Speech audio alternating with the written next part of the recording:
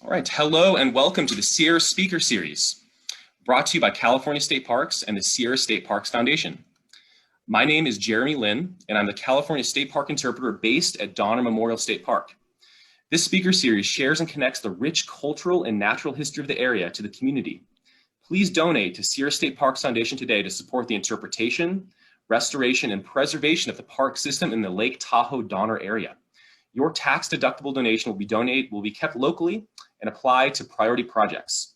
Please visit sierrastateparks.org to see how you can get involved and access a full list of upcoming events.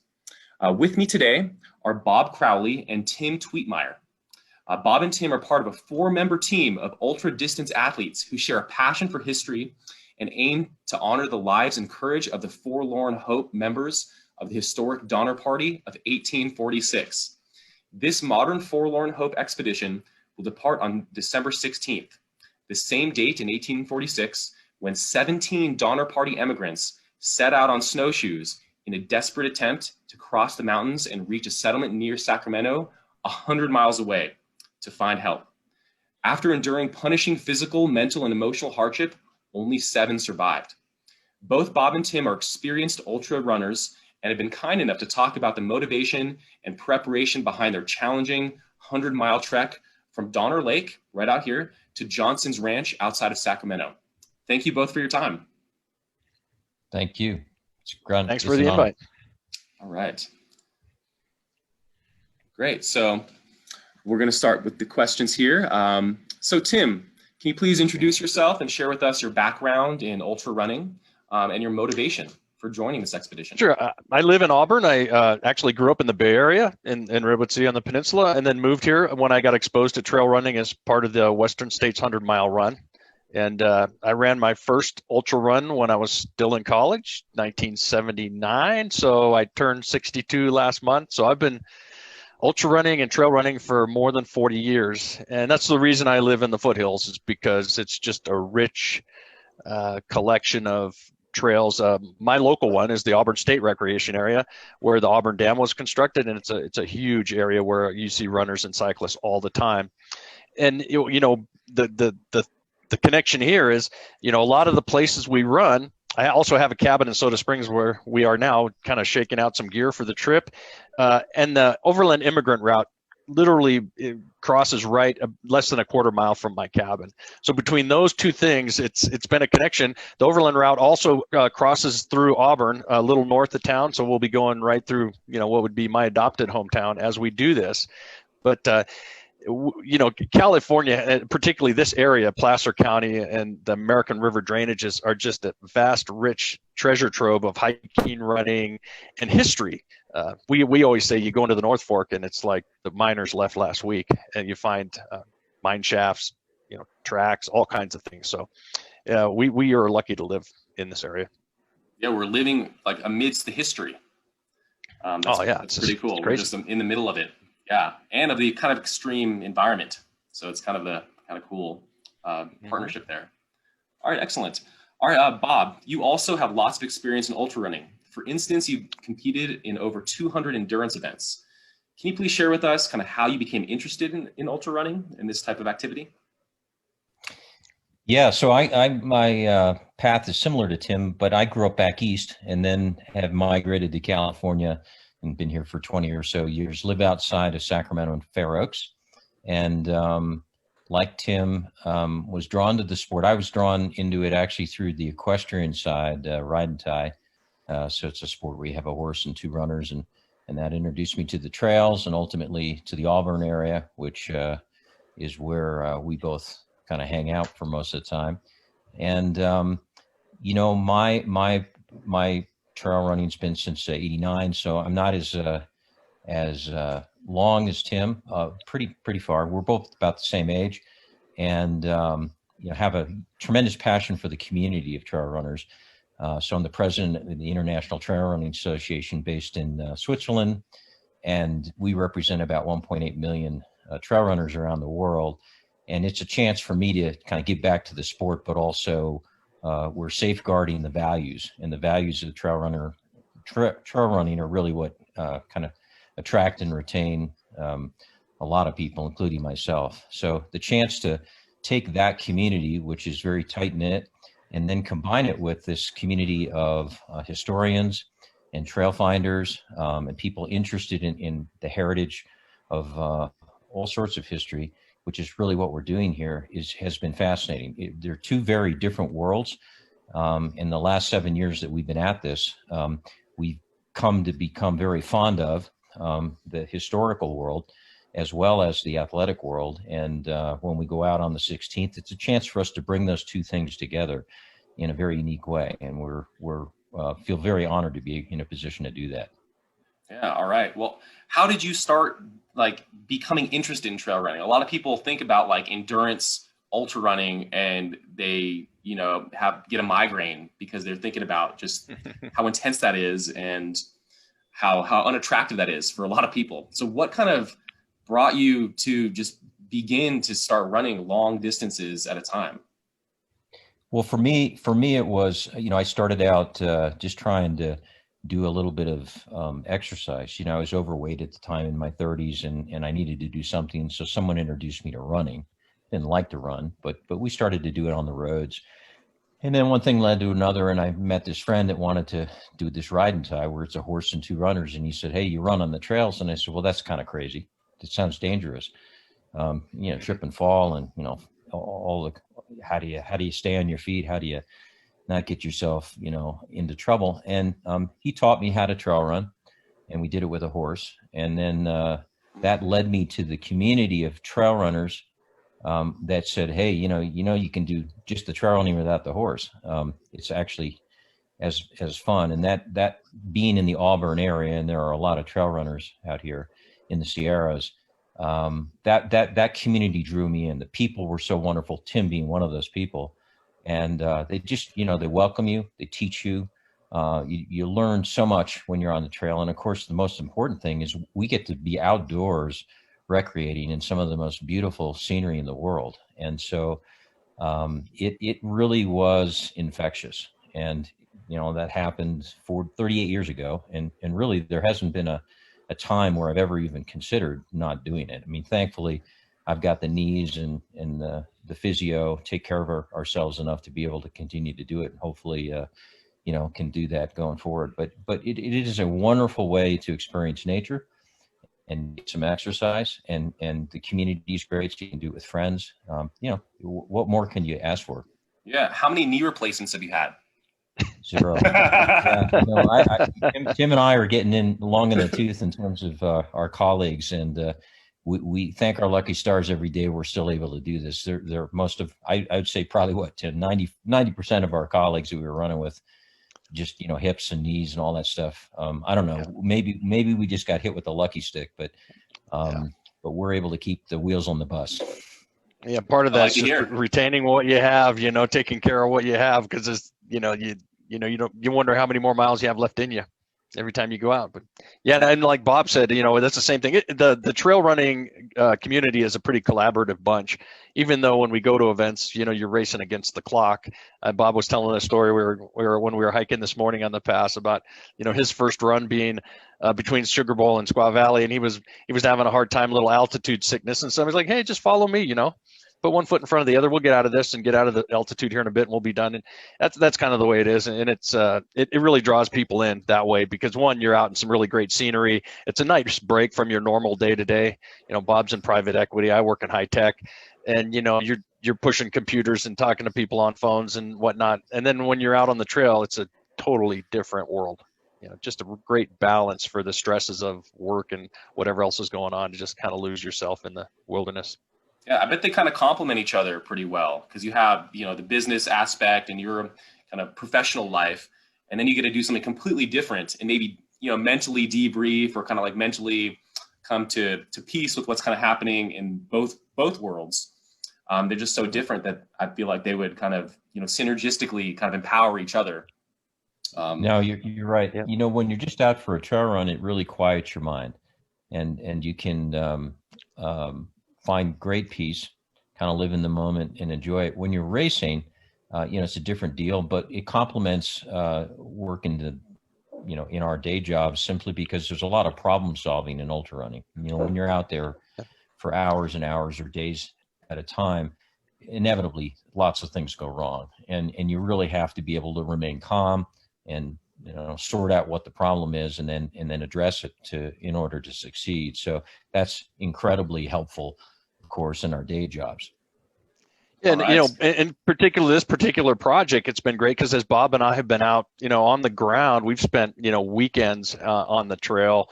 We're hours and hours on the trail, and we debate all the stuff that we read about in the books, or what do you think about this? Did they go over that way? Somebody said in this book it was like blah blah blah, and then we'd have an hour long back and forth on how much did Stanton talk to Eddie about the route? Why didn't they go back to Reno? Why all these things that nobody specifically talked about, and why? But then you're trying to speculate and connect the dots of why they did what they did, and so it really lends itself well as we're out there, kind of just trying to find our way. We're debating the things we've read.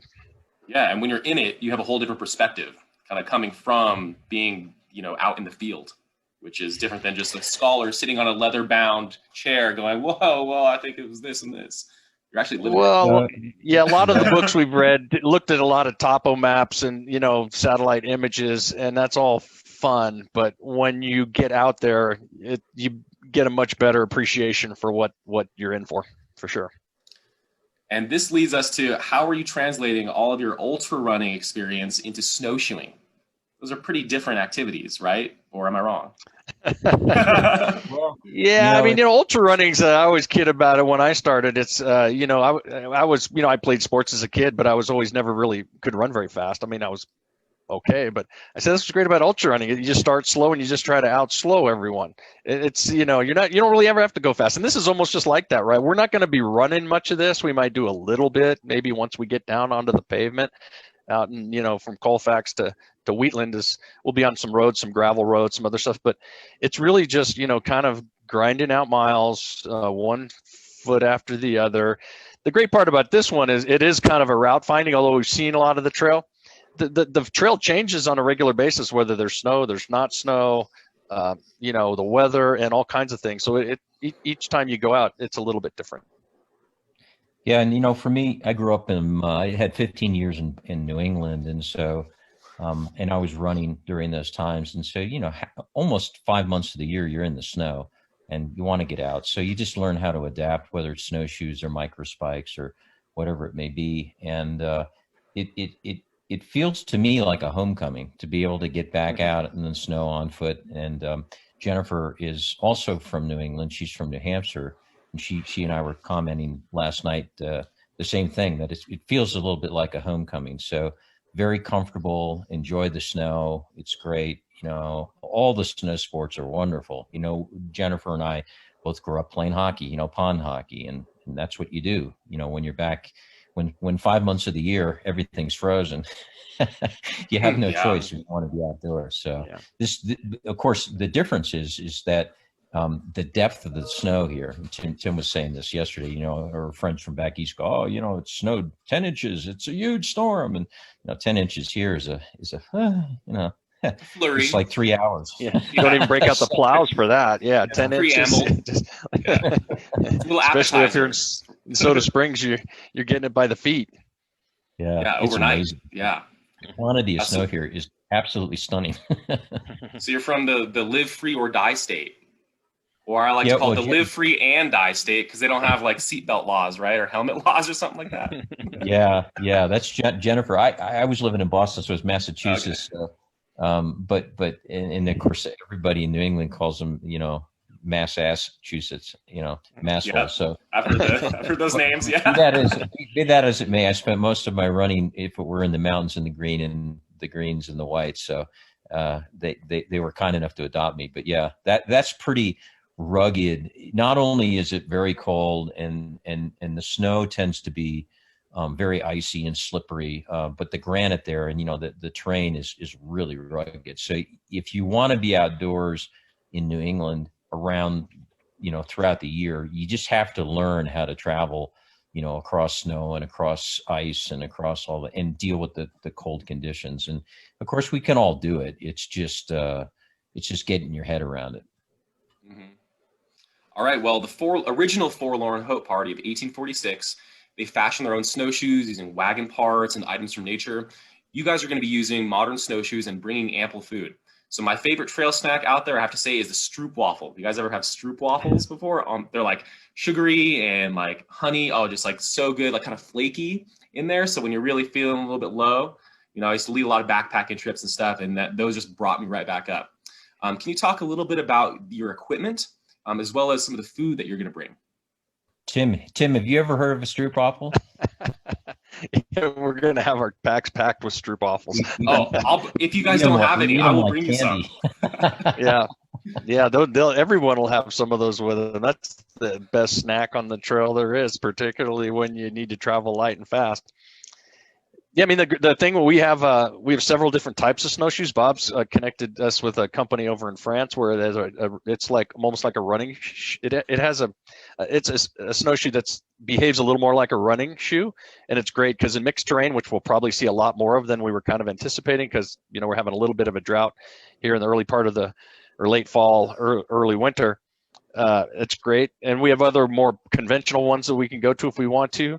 We're going to be traveling with light packs. We are going to have some people crewing for us, so we're not going to be toting sleeping bags and tents from the beginning, which will make it a little bit easier to move through the snow. But we've gone back and forth. I mean, actually, Bob's done a little bit of snow camping. Jen and Elka are experienced snow campers, so they're familiar with insulated pads and how do you stay warm at night, and how do you put together your sleeping pads with your sleeping bags with your wool socks and different layering. So we've learned a lot from them, from some of the trips that they've done, and so that's one of the activities tonight. We're gonna go by and end up there's Jen. Then we're going to go out, get our stuff out, and everyone's going to explain their sleeping strategy. We'll have tents, but everybody's kind of got a different sleeping bag. Some of us are going to take bivy sacks to put around our sleeping bags to get a little more warmth. What are you going to sleep in, as far as socks and tights and layers? So we can review all that, but we have pretty good access. Those guys are really good recommenders of equipment. So over the last couple of months, we've been picking up, Bob recommended some outdoor research mitts, so I've got those. We've added some pieces of equipment. Exoskin is another company that makes some really nice base layer stuff that works really well. If you're, spending a lot, if you're exercising a lot, it dries real quickly but keeps you warm. That's the kind of stuff that we've been kind of researching, and until probably 2 days before, we won't really know exactly what we're going to have. If it's like it is now, it'll be great, because during the time that the sun's up and we're moving, we'll be able to stay warm. As soon as the sun goes down, then we'll have to bundle up again. So, yeah, I imagine this is going to be somewhat of a balance of layers, where you're, kind of your body heat, you're generating body heat, so you're shedding layers and maybe slowing down and taking a little, constantly like adjusting. That's right. Yeah, our packs will be full of layers.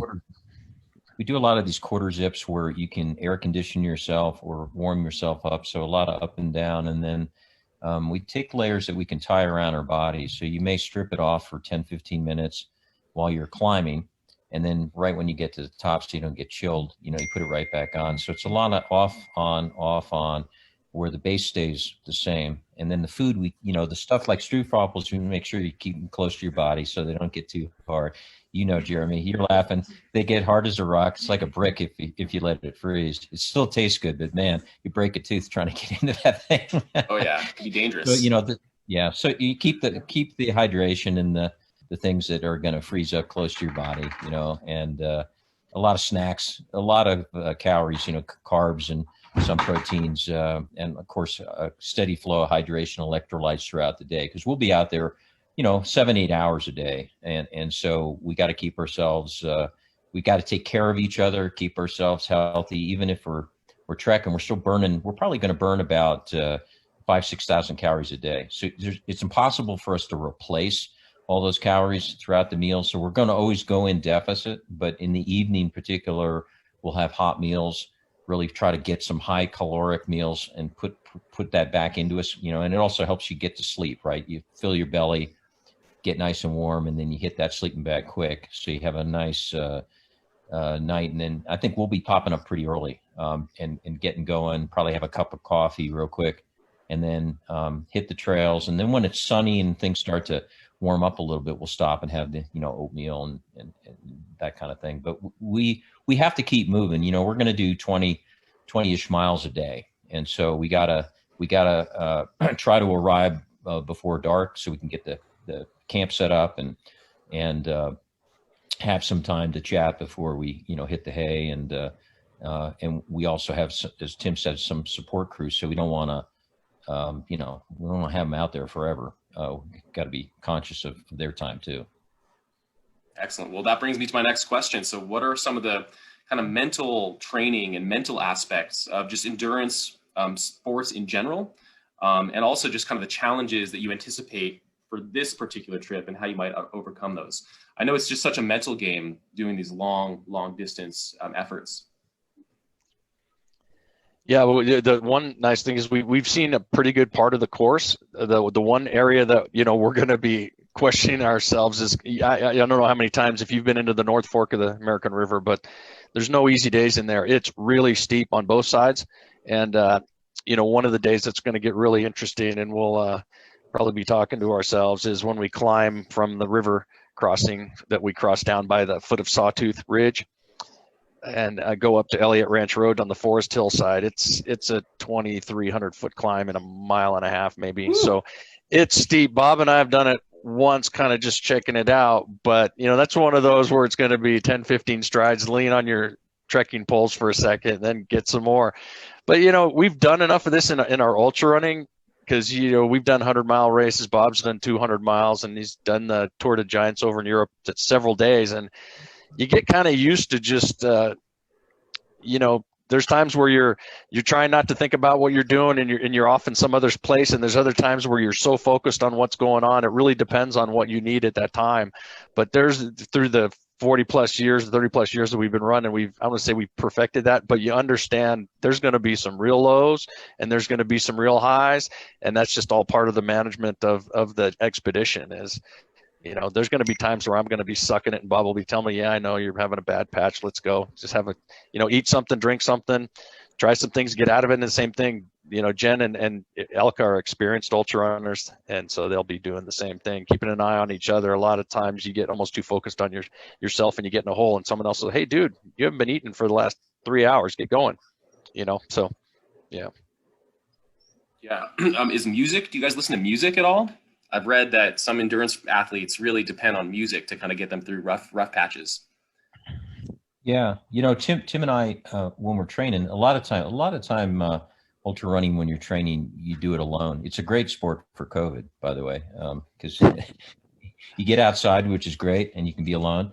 But I know when I'm alone, I'm listening to books. I know Tim does this as well. So I rip through a lot of books, and this is actually part of the connection as to how we got to where we are. And I'm sure we're going to get that in an interview, but it really started with some books, and Tim and I share a passion of historical fiction and a bunch of other kinds of novels.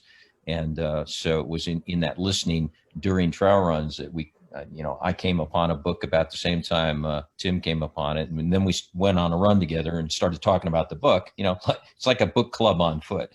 And next thing you know, and I listen to some music during an event if I feel like everybody does something different. And I use it as a treat. So when I've done a section and I've, kind of worked it and performed the way I wanted, then I treat myself to some music just as a carrot out there. Other people use it to pull themselves out of a hole. And Tim will explain how I know he uses it quite a bit.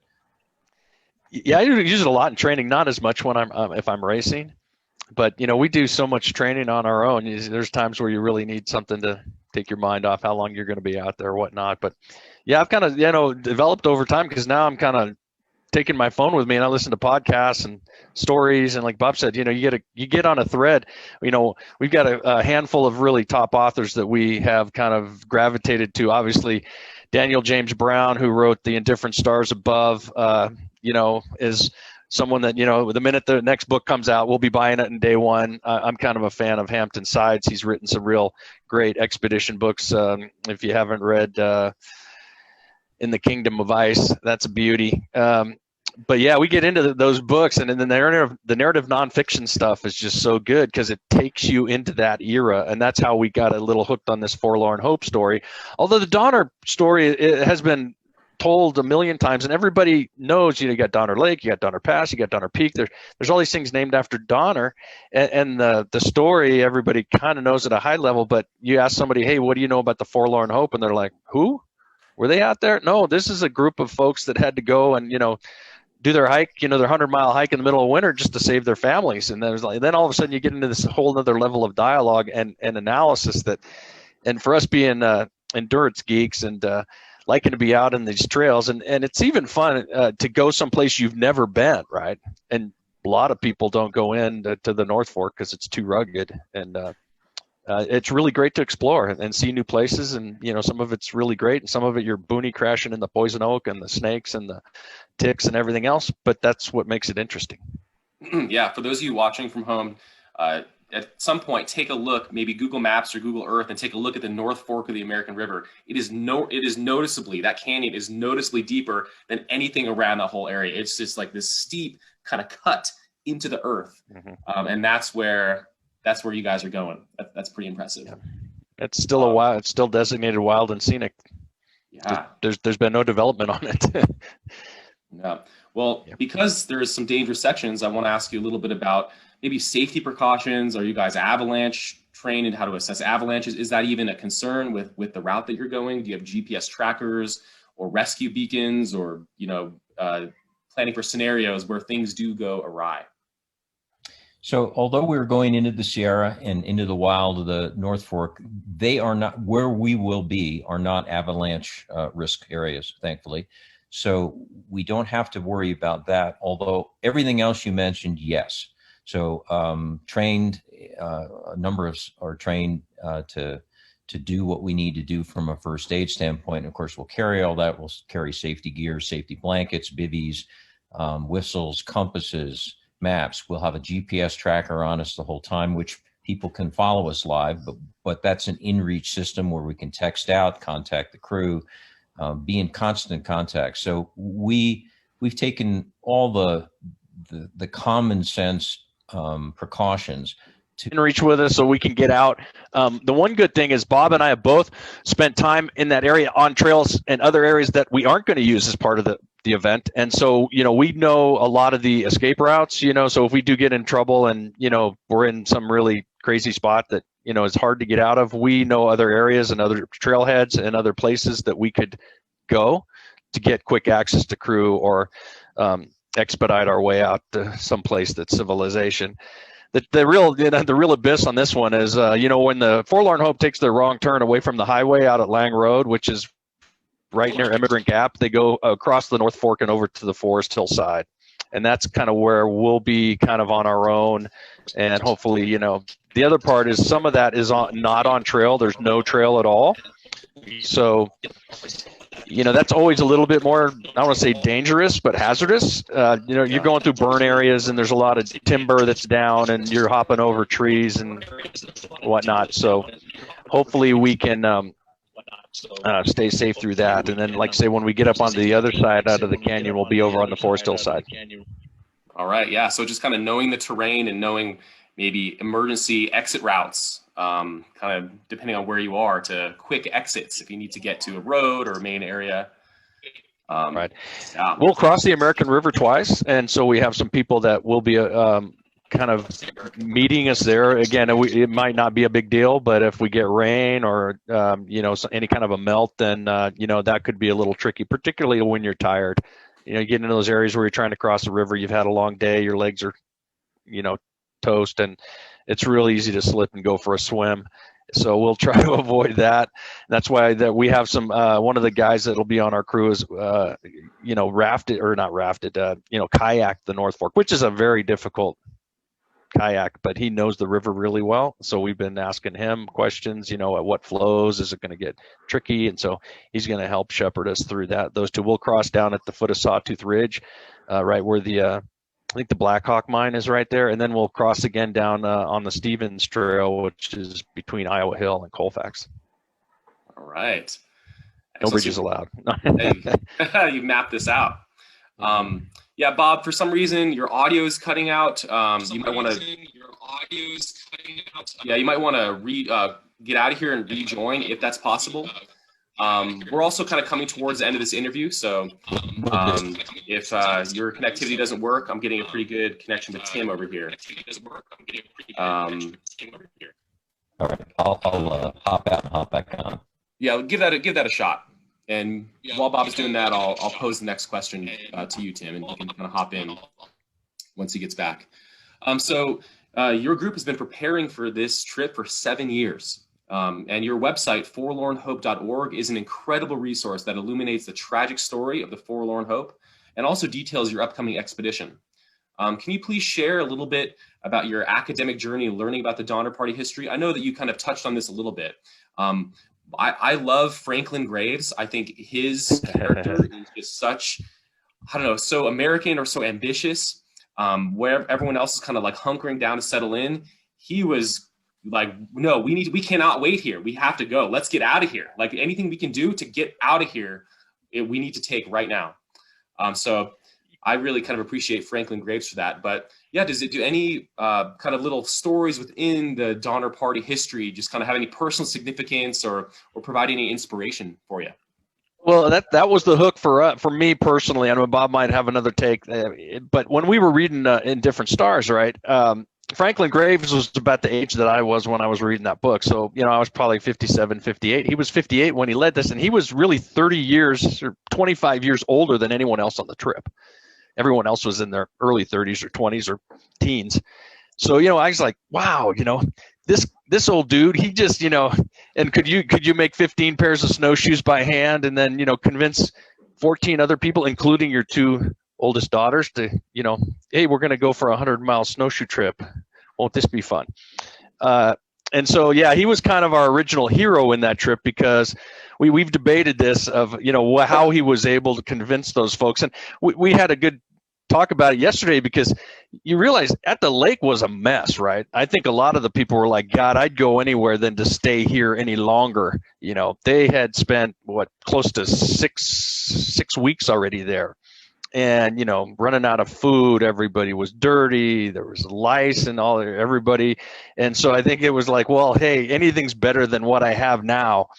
But yeah, Franklin Graves is one of the guys that we really kind of resonated with because obviously In Different Stars, the difference in that book is they really do concentrate a lot more on the Forlorn Hope group than a lot of the other Donner books. But the analysis for us in the 7-year trip, and Bob's got the library to show, is it's a collection of 25 books. Some are really good, some not so good. Some of them, they're really good for half the trip, and then the farther they go down the road, towards Wheatland, it seems they run out of things to comment on because all of a sudden, they're in Colfax, and then all of a sudden they're in Wheatland, and that's a 40-mile route. And so, the stories kind of, I don't want to say they fall apart, but they tend to fray a little bit on the edges. And that's where the fun for us is trying to knit together all these different books that have been written, the original accounts. George Stewart wrote one in 1930, then updated in 1960. He actually almost wrote 2 books on it. And he, out of anybody who probably did the most of their life was dedicated to that, George was the guy that, wrote Ordeal by Hunger. And a lot of the stuff, he was also a person that lived in that area. So we kind of grade these books based on where the authors lived, how well they researched the story, how much they had gone out onto the trail or looked at the terrain. It's real easy, again, to say, look at a satellite map or drive your car there. But once you're actually on the ground, it's a whole different take. So that's been kind of the fun analysis. Bob finally, he did all the home. We started with a spreadsheet, looking at all these stories, trying to knit them together. And then, people are saying on the same day they were doing different mileages and this and that. So we finally had it we're bringing it all in a spreadsheet. And then Bob found this app that would allow you to put it all kind of in one frame of glass anyway. So I don't remember that Bob knows the app name, but we could look at every day, and this is what Brown said, and this is what Stewart said, and this is what Rosen said, and this is what everybody that's written a book on the Forlorn Hope. And so we could look at each one and go, well, how likely was that? And and so we started to have to throw some of them out, obviously, because we thought that there's no way they did 15 miles that day. They couldn't do 2 miles the day before when they were, their feet were falling apart. So we had to kind of separate the wheat from the chaff, and then what was left was the stuff that we kind of counted on to tell us where to go. You did your research. So Bob, essentially I was talking about forlornhope.org and how it's an amazing resource for the historic aspects of the Forlorn Hope, and as well as covering your expedition. And I was kind of asking about any kind of personal significance or inspiration that the Donner Party story kind of has given you.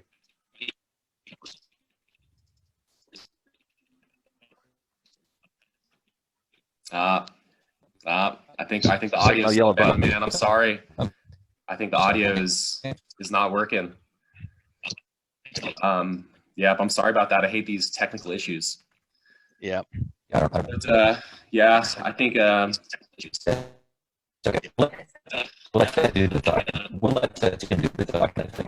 Okay, I heard that. Yeah. So, and we're almost towards the end here. So, we got a lot of good stuff from you. Great. So, yeah, just to kind of to wrap this up, in addition to visiting forlornhope.org, are there any other ways that we can follow you on your journey within, this project, or potentially, other endeavors that you're working on? I think on the forlornhope.org, most of our tracking and updates, we'll be trying to post stuff either through Facebook or into the website as we are going along. So part of our crew, we have a photographer and a videographer that's going to try to meet us at certain points, and we can post that out. Long haul, our goal was to create educational resource about the Forlorn Hope. So, once the expedition over, it's not like forlornhope.org is going to go away. We have other plans for it after the expedition. We'll know a lot more after we've done it, and we can reflect on what we've seen versus what that group 174 years ago might have seen, and to be able to explain what we experienced out there. And so, yeah, we're going to turn that site into an educational site as we move forward. I love it. It really is the best resource on the Forlorn Hope that's accessible to the public very easily without having to dig through books and kind of, piecing things together. Your timeline is amazing. I just want to give a big appreciation to you guys for doing that part of it, because it really just opens it up. I've actually referenced forlornhope.org to several people who are inquiring about it. I'm like, oh, you got to see the ultimate resource, forlornhope.org. In addition to other websites that we have and other partners that we have. But I just love your timeline, how you can kind of go through and kind of pick out different pieces or days or quotes. It's awesome. So if you're watching this, yeah, definitely check that out at some point. Before we conclude here, is there anything else that you want to add about this trip or just mention? Well, we just appreciate your support and the support of the other folks. The Donner Summit Historical Society has been really a great resource for us. And we've been talking with the guys for months, and also the Wheatland Historical Society and the Oregon-California Trail Association. A few people have really helped us in finding the trail, asking questions, getting us onto the right books, any other resources that are available, historic and otherwise. And we're standing on a lot of other shoulders as we've done this. So we really thank those folks that have written about it and have been assisting us along the way. And so, a couple weeks, hopefully we'll be out there cruising along. All right, and we'll be providing updates and also more information about Forlorn Hope on the State Parks website, the State Park side of things. All right, so this concludes our episode of the Sierra Speaker Series with Bob Crowley and Tim Tweetmeyer. Bob and Tim are part of a 4-member team of ultra-distance athletes who share a passion for history and aim to honor the lives and courage of the Forlorn Hope members of the historic Donner Party of 1846. California State Parks will be posting updates about the Forlorn Hope of 1846 and this modern reprise on our social media pages. I'll also be interviewing the 2 other members of this expedition, Jennifer Hemmen and Elka Reimer, once they all finish. I'll be getting a hold of them and kind of seeing how their expedition was. So please visit forlornhope.org for more information. This interview has been brought to you by California State Parks and the Sierra State Parks Foundation. Please donate to the Sierra State Parks Foundation today to support the interpretation, restoration, and preservation of the park system in the Lake Tahoe Donner area. Your tax-deductible donation will be kept locally and applied to priority projects. Please visit sierrastateparks.org to see how you can get involved and access a full list of upcoming events. Feel free to contact me, Jeremy Lin, the California State Park interpreter, over at Donner Memorial State Park. So until next time, thank you guys so much. Bob and Tim, thank you all for your time. And thanks, Jeremy. Keep in touch.